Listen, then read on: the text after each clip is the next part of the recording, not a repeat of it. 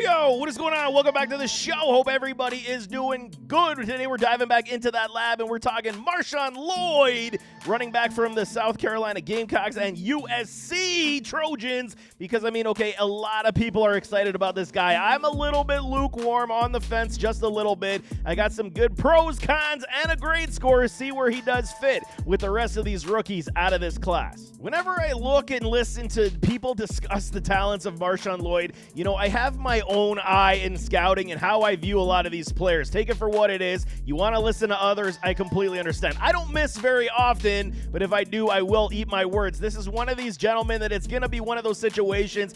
If I'm wrong, then I'm wrong, and I will definitely eat it. But in this situation, I think he's a good running back. Is he a great running back? Potentially.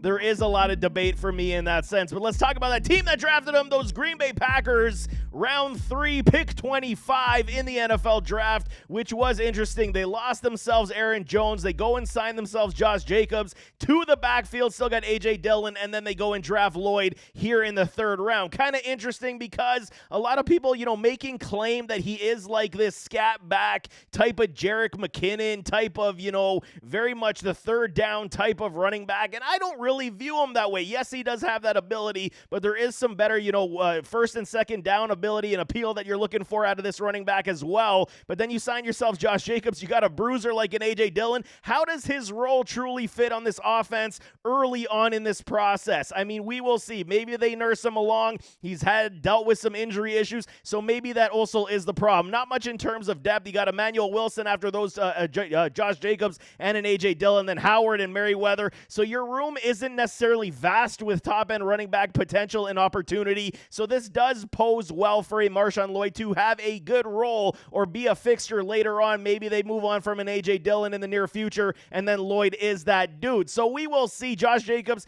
has had some history of injuries as well, but he is the bell cow. He will take a lot of the touches, and the only time you're going to get spelled on is maybe on the goal line with a Dillon, and then maybe potentially with some passing upside this year from a MarShawn Lloyd. So rookie season for this man, I don't see a heaping of volume or targets to come his way unless somebody does go down. Then he will come in, and then maybe we will see what he is capable of.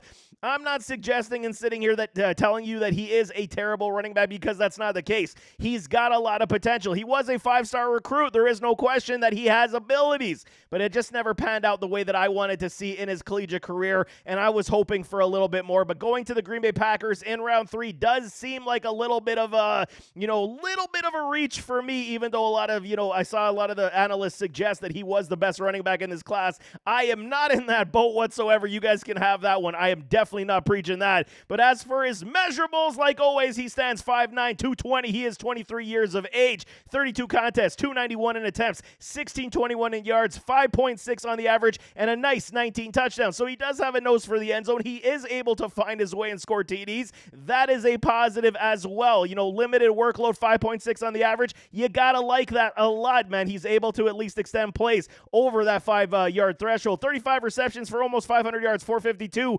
13.3 on the average, and 2 receiving touchdowns. So the productivity was not necessarily terrible for this man. Is it over the top? No, and there is a reason for that, because he did deal with some injuries. He transferred out, like I said, from the Gamecocks to USC, and he was hoping that he was going to, uplift his statistical achievement with a Caleb Williams. And it was okay. They just didn't utilize him like I think many of us thought they would have. But he does got some pros we got to talk about.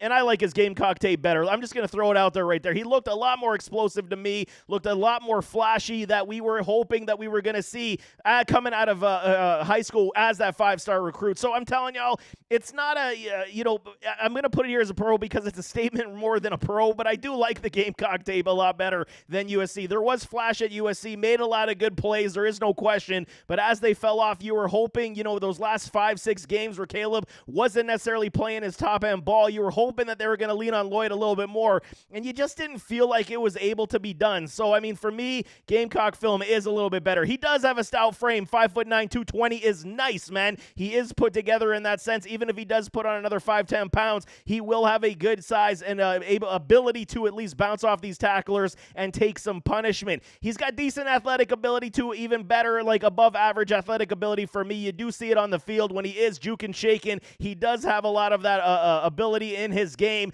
but I'm not going to say he's the top-end athlete you're looking for out of the running back room. I think it's decent to above average, and to me, it still is a pro. I think he's got more than enough on the field to showcase that he can make guys miss with these athletic moves that he can possess. He's got very good lateral quickness, and it is showcased in the fact when he does go outside. He bounces it outside, and he's able to evade tacklers, and he's able to juke. He's got that nice little stutter step when he is trying to find the hole. If the hole's closed up, he is bouncing out, and I mean, to some degree, that is a pro and a con in the same respect, but he does this very well. Even when the runs are going off tackle or they're going outside, he is able to get and evade these defenders, would-be tacklers, with those quick stutter step moves and that lateral agility and quickness. Very good in that respect. Three-step accelerators for me, while a lot of people suggesting that he does have a very good burst, I don't like it. I think it is more of the 1, 2, 3, and then he's kind of off to the races. It's not a negative. It's just how he runs the football. You see guys shot out of a cannon. For me, the one step is the burst. If you're off and then you're shot out of that cannon, that's when I'm calling it a burst. It's 2 3-step accelerators for a MarShawn Lloyd, and I think it does come into the play where he does use his lateral quickness to get outside, and then you see him take off. So for me, the stop-start burst is there, and that's where I'll give him the burst uptick. Where not, it isn't necessarily getting the football off the handoff and then bursting through the line. I think it's when he is moving laterally, and then the burst does come in after the stop-start. I do like that about his game, but overall, if he is running downhill, I think it's the 3-step accelerators for me. He's got build-up speed, even though he did run a 4.46 at the 40. I mean, at 220 at 5'9", that's very quick, okay? But does he have the ability to break free in the open field? I mean, I'll touch that in the cons, but the speed is good enough. There is no question. You see him running away from guys. You see him getting the hole, and he's able to get down the field with those wheels. 4.46 at 220 is very good. Wheels, is it elite in stature? No, it's not, but it is very good, and he's able to at least get down the field. There is no question. He can dance in the open field. You got to love that. Making people miss in the open field is one of these situations why I think the Green Bay Packers wanted him as well. You got a little bit of speed. You got a little bit of ability in the open field to be that yak running back that they're dump off check downs, and then he's going to make plays in the open field. Screen passes could be massive for a MarShawn Lloyd as well. While people do say, the Jerick McKinnons or, however what you want to call it, a scat back situation, I don't foresee him being like that, but he does have a lot of ability in that sense where he can get down the field in the pass game, and I think the Green Bay Packers will try to utilize him as such, even though Josh Jacobs is sure-handed as well. He just, MarShawn Lloyd gives them a different, type of running back that they can mix and match with if they want to choose in the pass game. Very good stiff arm. He actually does, got more strength than a lot of people believe. I almost want to call him, he's got some bulldozer type in his game as well. You do like that, even though he is 5'9".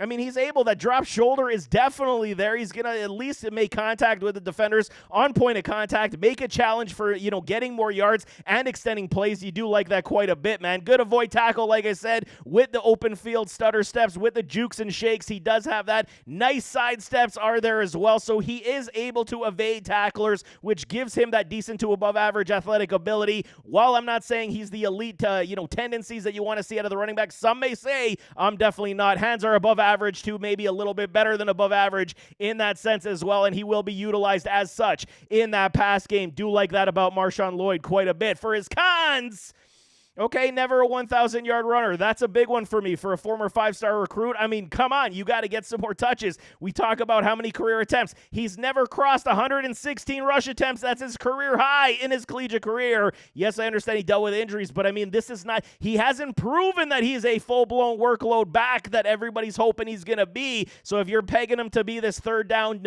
dynamo magician, then fine, I understand. But you got to temper the expectations when it comes to what he's able what he's going to be able to do, I should say, in the open field on a team in this with the Green Bay Packers especially. We will see, okay? It's going to be Josh Jacobs, like I said, bell cow, A.J. Dillon, likely more goal line as well, split with a Josh Jacobs. How does MarShawn Lloyd fit into this offense? So it's going to be very interesting. Limited touches early on. Maybe he's going to be a specialist. Maybe he's going to be that scat back like everyone's believing.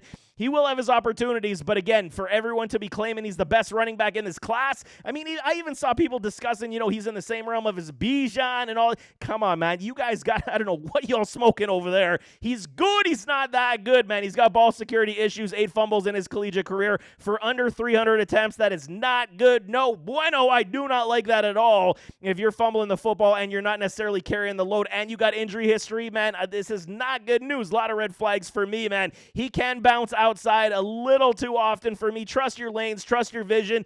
While I'm even going to suggest to say that his vision and patience is, above average, it's not great. He still has to work on that in my respect. There is refinements. It's not terrible. He does know where the lanes are, but he will give up on them very quickly, and he will bounce to try to trust his ability, lateral quickness, and agility to get outside and make plays. But, that could be definitely coached out of his game, so definitely a statement and a con in the same sense, man. Pass pro improvements definitely needed if he's going to be trusted as that scat back receiving back in the NFL with the Packers.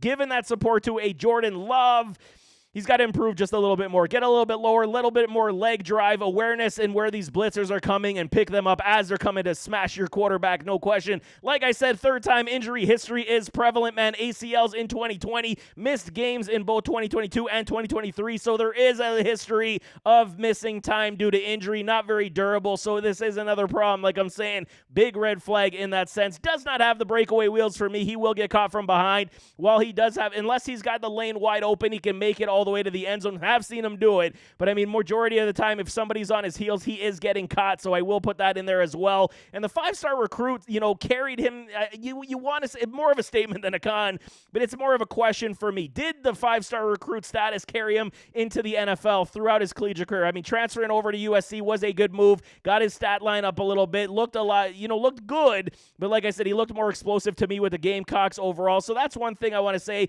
I get it. Highly recruited, lots of statistics, lots of skills, and he was a 5-star recruit. Did that carry him through this process? It definitely could have, so we'll see how these Green Bay Packers definitely use him. But for grading purposes, everybody gets a grade score, and he's no different. He is a good one. Is he a great one? I'm going to say no, not great, but he is good. 76.7%. He is very good in that respect, where he is got potential to be one of these running backs that can turn heads, that can carve out a good sizable role for himself, especially if they remove somebody like an A.J. Dillon from this offense. He could be the good 1-2 punch with a Josh Jacobs, and it's a good change of pace. Got a little bit more quickness, got a little bit more burst in wheels, and you do like that. So maybe that role is going to be for a Lloyd, but we'll see how these Green Bay Packers do it. But 76.7 is not terrible, and there is potential, I will say. If I'm wrong on some of these, like I said, I will eat my words, but I don't think I'm wrong in this sense on a MarShawn Lloyd. He's good, but he's definitely not great. So there you have, that is MarShawn Lloyd, Green Bay Packer now, former USC and South Carolina product.